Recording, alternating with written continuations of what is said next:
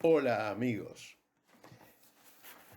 Hay en mi Cuba un pobre pajarillo que vive libremente en la espesura, no seduce con trinos de ternura ni ostenta plumas de variado brillo. Qué linda poesía. Se trata de Joaquín Nicolás Aramburu y es muy profundo porque hablando del ave, la poesía es mucho más larga, hablando del ave habla de nosotros y de nuestras preocupaciones existenciales. Ya en la Biblia, Dios acuerda con Noé mediante una paloma en cuyo pico un olivo indica que las aguas han bajado. Está en el Génesis. Es la paz. Eso que inmortaliza Picasso en un cuadro en 1949. En la mitología griega, Afrodita, la diosa del amor, tenía una paloma como mascota. También el canto de un pájaro es sinónimo de alegría. Ellos pían para atraer al sexo opuesto o para marcar su territorio o seguramente por ambas. Aramburu, el poeta en cuestión, nació en Cuba en 1855, muere en 1923 y el animal, ese pajarillo del que él habla, es la vigirita, totalmente desconocido para nosotros, pero habla de la vigirita como un símbolo de su formación masónica. Este hombre a los 9 años comienza a publicar relatos anónimos y más tarde trabaja en importantes periódicos, La Crónica y El Entusiasta. Y en 1887 asume la dirección del semanario La Luz, que era masón. Es el primer periódico redactado casi en su totalidad por él y para 1890 publica su primer libro. Es un símbolo de la Cuba decimonónica. Qué palabra, ¿no?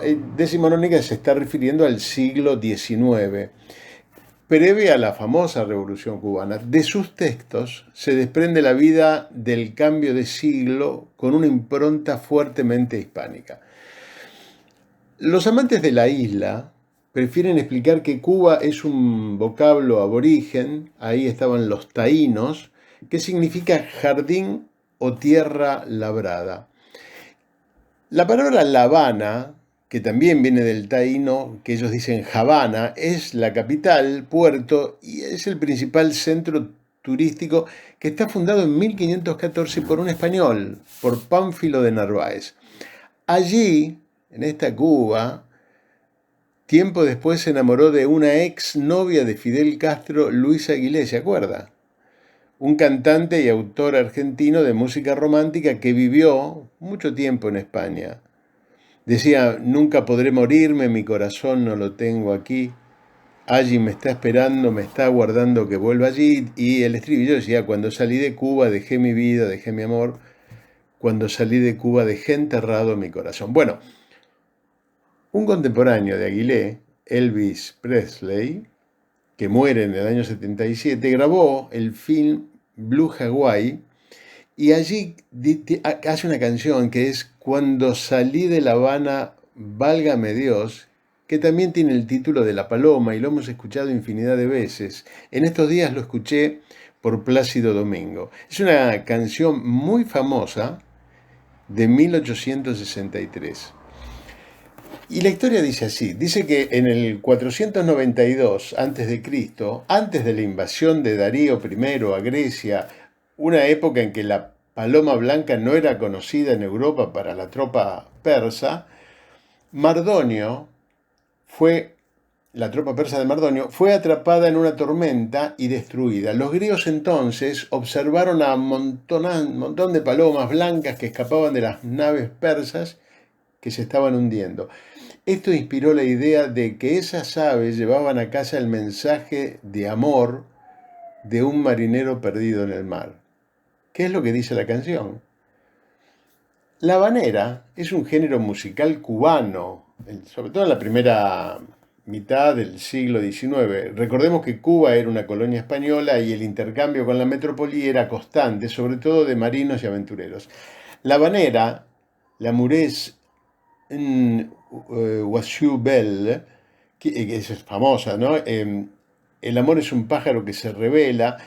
se canta en la ópera Carmen de Bizet y es de una belleza impactante que aún hoy seguimos disfrutando. Se denomina habano a todos los puros, 100% del tabaco que los componen y es cultivado y manufacturado en Cuba. Cubismo es otra palabra cercana, empero es una escuela de las artes plásticas y el diseño. Y se caracteriza por la utilización de las formas geométricas, como los cubos, los triángulos y los rectángulos. Ese movimiento nació en Francia y tuvo su apogeo entre 1907 y 1914, con dos grandes, Georges Braque y Juan Gris. El origen del cubismo ocurre cuando Picasso finaliza Las señoritas de Aviñón en 1907. Picasso, que había leído Aramburu, pinta lo que aquel escribe en esa hermosa paloma, similar a la que miró, tal vez, Noé, cantó Bizet, sufrió Mardonio, todos ávidos de libertad y de paz. Claro, que estas dos no siempre se dan juntas. Picasso llamó a su hija Paloma y esta a su vez a su hija Paz. Me quedo pensando, si a tu ventana llega una paloma, ¿ha visto? Hasta la próxima, amigos.